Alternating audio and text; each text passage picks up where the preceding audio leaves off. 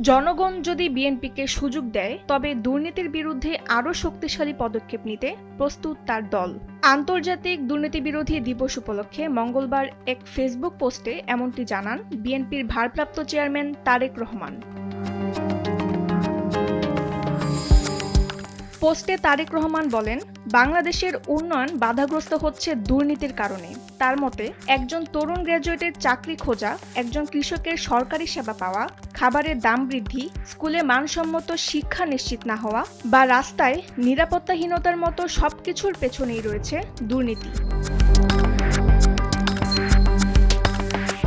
তারেক রহমান স্মরণ করিয়ে দেন, দুর্নীতির বিরুদ্ধে লড়াই বাংলাদেশের ইতিহাসে নতুন নয়। শক্তিশালী অর্থনৈতিক ব্যবস্থা প্রতিষ্ঠা, স্বচ্ছ সরকারি ক্রয়নীতি, উন্মুক্ত বাজার নীতি চালু করা এবং ২০০৪ সালে দুর্নীতি দমন কমিশন প্রতিষ্ঠা ছিল দুর্নীতি দমনে বিএনপির আমলে নেওয়া গুরুত্বপূর্ণ পদক্ষেপ।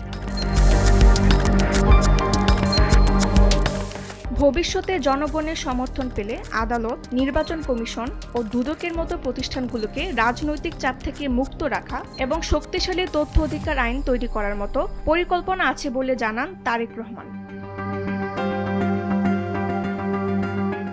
এছাড়াও ঘুষের সুযোগ কমাতে সকল সরকারি সেবা অনলাইনে চালু করার মাধ্যমে দুর্নীতি ৩০ থেকে ৬০% কমানো যেতে পারে বলে তিনি মনে করেন।